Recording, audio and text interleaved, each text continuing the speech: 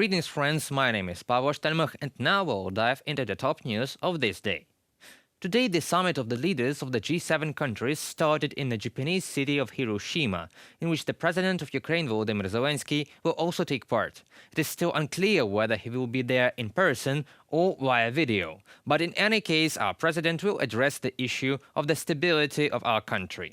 Bloomberg writes that Volodymyr Zelenskyy will be at the summit in person on Sunday. On the other hand, Alexei Danilov, Secretary of the National Security and Defense Council of Ukraine, initially said that Zelenskyy would come to Japan personally, but later this information was denied.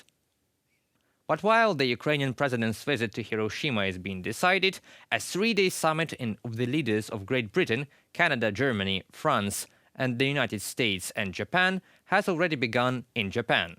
World leaders began the summit with a symbolic visit to the Peace Memorial Park in Hiroshima, paying tribute to the victims of the 1945 U.S. atomic bombing of the city. World media emphasize the deep symbolism of the venue of this year's G7 Leaders Summit, because it was Hiroshima that became the site of the first use of nuclear weapons in the history of mankind during World War II. Another war, Russian against Ukraine, will be one of the main issues on the agenda at the summit. In particular, regarding Ukraine, the G7 leaders will discuss the following issues: the situation and deployment of forces on the battlefield in Ukraine, the current state of sanctions and steps the G7 can take to prevent evasion and strengthen their impact on the coming months, the idea of an international peace summit regarding Ukraine, Russia's repeated threats to use nuclear weapons. The exact day of Zelenskyy's participation in the three-day summit is still unknown. Bloomberg previously reported that in the case of a personal visit, the president of Ukraine will first visit the summit of the League of Arab States in Saudi Arabia.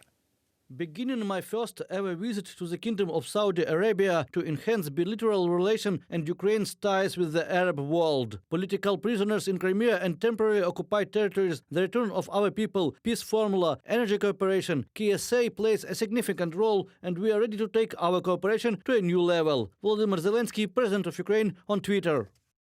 Among the priority goals of the trip to the Arabian Peninsula, the president named the return of all political prisoners of Crimea and the temporarily occupied territories, the return of all illegally deported people, presentation of the Ukrainian peace formula, the implementation of which should involve as many states as possible, guaranteeing energy security.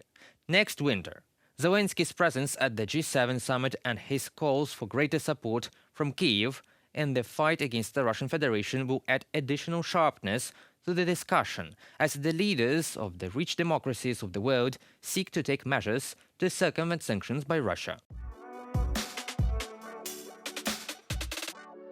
Russia attacks Ukrainian territory with rockets and drones almost every day. This night, Russian forces fired 6 Caliber missiles and 22 drones on Ukrainian cities. Just for Kyiv, it is the 10th air attack in May only. And you know there is no country in the world that wants peace more than Ukraine. Unfortunately, it is impossible to achieve peace with Russia, except by force. We must do everything we can to prevail on the battlefield. Ukraine does not need peace at any cost. We will not compromise our country's sovereignty or territorial integrity. Ukraine's vision of the path to such peace is both realistic and specific. President Zelenskyy outlined it in the peace formula, points of which were supported by the UN General Assembly in its resolution of the 23rd February 2023. We urge all nations to support and join the implementation of the formula's points to achieve a comprehensive, just and lasting peace.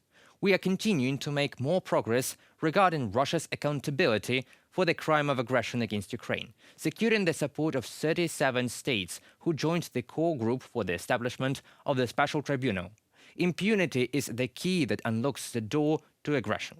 Overcoming the impunity of aggressors means destroying the causes of aggression. Ми не маємо права програти. Ми не маємо права ні на мить послабити спротив We have no right to lose. We have no right to weaken our resistance and opposition for a moment. We have no right not to finish off the evil, to lose the unity of our allies, to lay down our arms prematurely, not to fight to the ultimate victory. We have no right to be misled when Russia starts actually talking about peace and diplomacy. Russia is concerned not about the end of bloodshed, but about the end of money and resources to continue it. Russia needs time, not peace, for new missiles, a new plan, a new attack. This is the formula of Russian politics. It has been unchanged for centuries. The 21st century should be its last. The Ukrainian peace formula contains the mechanism to realize this. Security guarantees to ensure that this never happens again. Ukraine is a defender of Europe, providing it with F-16s, tanks, long-range missiles, air and missile defense systems, and ammunition to them will be the best long-term investment in the continent's security. Ukraine uses all its partners' security assistance responsibly, transparently and effectively. Ukraine is grateful to its international partners for their military assistance and unwavering support for Ukraine's freedom struggle. Ukraine's accession to NATO will strengthen the Euro-Atlantic community and its defense capability. It is high time for the alliance's leaders to take necessary decisions. To further advance on this matter, we must return freedom, security and Europe to all Ukrainian land and to all European land. And you know, more and more voices begin to talk about negotiations and peace plans. But we don't want negotiations because we know any agreements with Russia will be broken. So any talks are meaningless for now. Moreover, as Foreign Affairs wrote in the article, can China thread the needle on Ukraine? The international community should not place too much hope on China's mediation efforts, nor alter any existing efforts to deter Russian aggression or to create conditions for ending the conflict. China's efforts are likely to be high in profile but slow and questionable in substance. Beijing is aware that it will be incredibly difficult to reach any type of political settlement and does not want to be blamed if its efforts are unsuccessful. If Beijing does eventually offer any concrete proposals to settle the war down, there is a risk that even seemingly neutral proposals, such as freezing the fighting in place, could prioritize the interests of Russia. Russia failed to achieve military success in Ukraine with a professional army at the beginning of the invasion, so now it faces only further defeats with the current army of mobilized and reservists equipped with outdated equipment. This was stated by Ian Stubbs, the senior military advisor of the Great Britain delegation to the OSCE, during the meeting of the Forum on Security Cooperation in Vienna, reports the correspondent of Ukrinform.